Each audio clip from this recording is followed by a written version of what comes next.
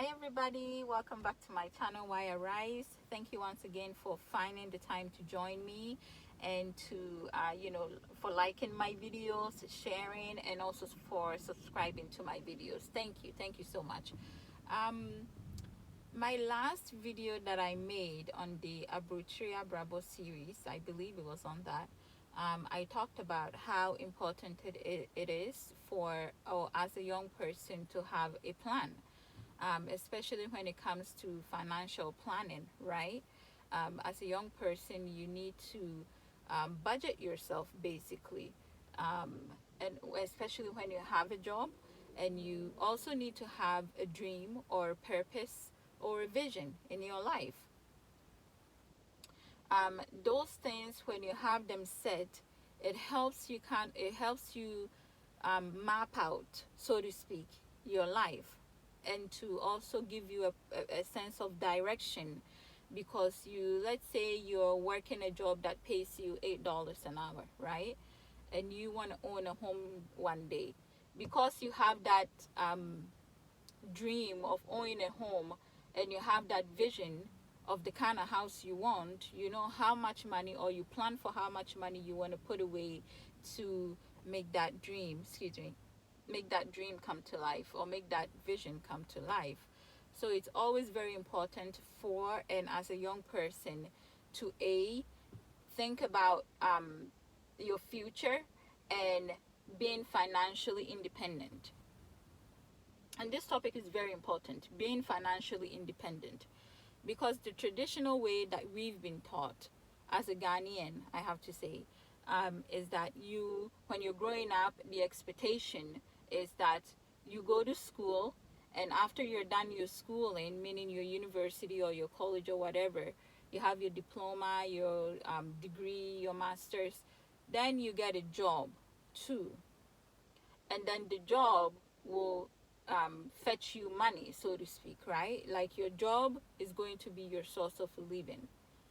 That may have been true, say, I don't know, maybe, I don't know how many years ago, that really would have been true and true, like the sense of working to, live, working for an employer to make a living. That may have been true many years ago, but I'm not entirely sure if it's completely applicable in this day and age. I'll tell you why. Because the population is increasing, right? How much the world's population was, I don't know, 50 years ago, 100 years ago, 200 years ago, it's not what it was then. It's not the same today. What it was then is not the same today. And then you have to think about how many job creations are being created in this day and age. For example, I am a nurse by profession, and I remember when I was in school doing my nursing program, I remember the professor talking about how we need nurses in the particular country where I am, and we're short of nurses, the shortage of nurses. And I even remember writing an article about the same topic, discussing the shortage of nurses and whatnot when I was in nursing school. Come to, finish my schooling, my nursing program, almost 10 years now. And I can tell you that it's not, and it's not unique. I used to think this situation was unique to me, and it was kind of actually making me, thinking about it quite a lot, and wondering what's wrong and what, right? And that situation was finding a full-time position. So much so that I used to say, in Africa, you think about what could be causing it, and as me being African, you think all streams of areas, what could be causing this? Is it me? Is it my? And quite frankly, I can't say that I've worked anywhere where there's been a problem with my work or job performance. I've never had that issue ever. But to have a full-time issue, to have a full-time work is an issue in nursing. If nobody has broken it to you, I don't want to be like what do you call it, the party pooper. I don't want to be that, but I'll tell you the truth and what's in it. If you think I'm lying, Google, or you can even go on YouTube, for example, and search for nurses who are leaving the profession. And I'm not encouraging anybody to leave the profession. If it's your call, if it's what you love to do, continue to do it. I am not going to leave the profession, even though a full-time job is hard to come by 10 years on after I graduated. I'm not leaving the profession because it's my passion. Like, it's something that I enjoy doing. I enjoy providing care. I mean, and you know, as nurses, care is not just the person. It encompasses the like a whole spectrum of the individual, right? That's why we call it holistic care. It's holistic care. So when I say I enjoy providing care, it's not just you know, it's not just one aspect of care. Okay, it's a holistic approach. All right, so for me, I won't leave it because honestly it gives me a sense of fulfillment, right? It gives me a sense of fulfillment. But if you dispute the fact that nursing jobs full-time is hard to come by these days, just go on YouTube, for example, which I'm on, and search for nurses leaving the, either they were nurses and they leave in the profession for lack of full-time position, or you know, there's a whole bunch of videos that you will find. But that's not to discourage you, okay? If that's what you want to do, go for it by all means. Never give up on what you hold dear to your heart, okay? Yeah, so I finished 10 years on right now, and a full-time job is still hard to come by. And I used to think, oh, this must be unique to me. And then I started meeting people that I'll go to the next job and I'll find them there. You know, even managers, people who have been my managers before, I'll see them working as floor nurses now. And so, you know, I had a conversation with one of my managers. She was a manager who left the facility that I was with, and I met her in the other facility that I went to. So I was telling her, she said it's the nature of the job. And quite frankly, it's the nature. Because you have to think about job creation in the past, for example, 100 years. You find a lot of full-time nurses who retire, but they never completely retire. And because in Canada we go by seniority levels, if there is a, for example, if you're casual, right, and they need somebody to work, or somebody, a full-timer or part-timer, called in sick, guess who they're going to call? The nurse who has retired and come back to work casual. Why? Because they have more seniority than you. So in that sense, when you meet a lot of the older nurses, they are set, okay? They can take a 3-6 months vacation because they're casual, okay? And come back today and still be called before you. Why? Because you're newer. It's even, the situation has gotten to the point where when I first finished my nursing program, banks didn't used to give loans to a person who didn't have a full-time, complete, period, full stop. If you don't have a full-time job, you got no loans for example, a car, forget about a car, a bicycle, I don't know, a motorbike, whatever you wanted, a boat, a house, forget about house, because that's the bigger one, right? Like, let's take a car, for example. If you didn't have full-time, they will not even look at you twice. They'll ask you to get an employment letter. Even if you can show that you work a lot of hours, which in my, it happened to me, okay?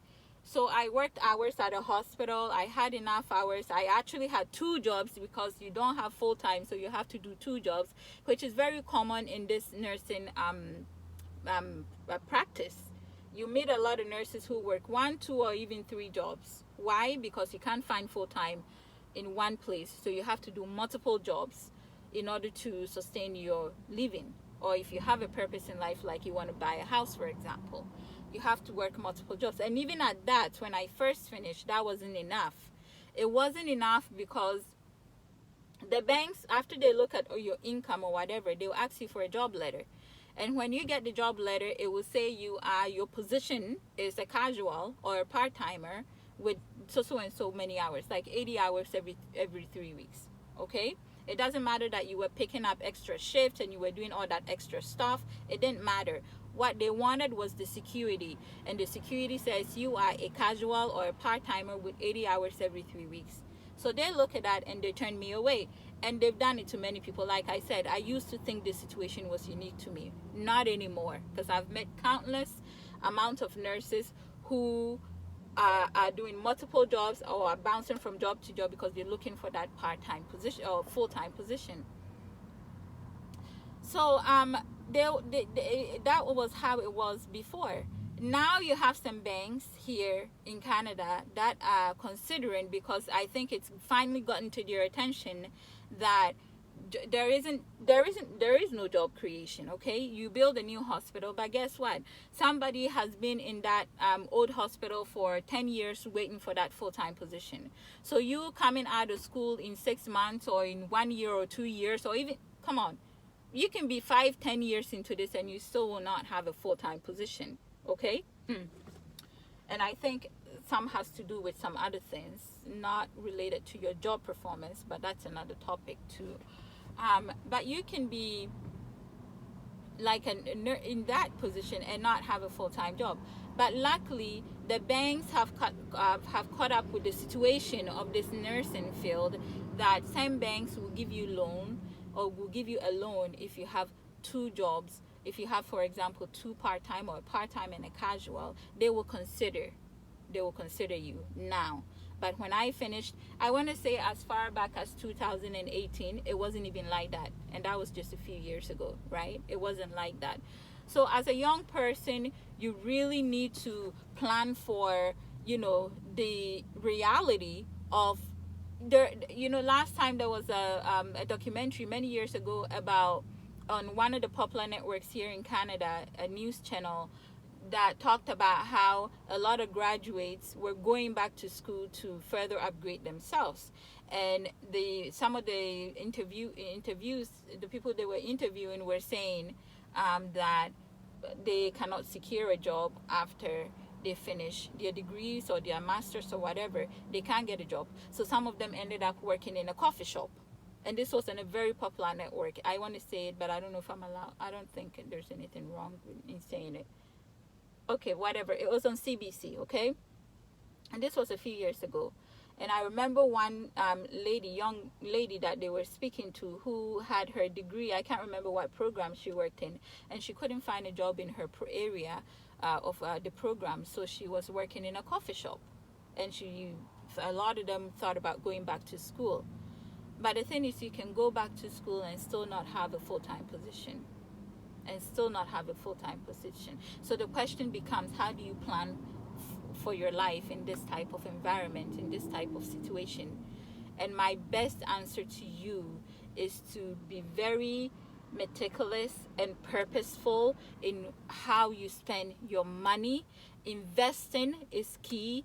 And don't think that me giving you advice means that I'm already there, because that's another thing with me. I always felt like if I'm not already there, then I can't give the advice. But it's wrong, because I've always had a lot of, I want to say good direction, but it's just sometimes most of the time you need help. And my help is Jehovah. Solid, right? So don't think that you're going to wait for that big thing to come before you start saving money. Save an investment. It's not even about traditional saving. You have to do an investment. So really take a pen and paper and think about what have you done or what you want to do that can help sustain you in an environment of many graduates with no jobs.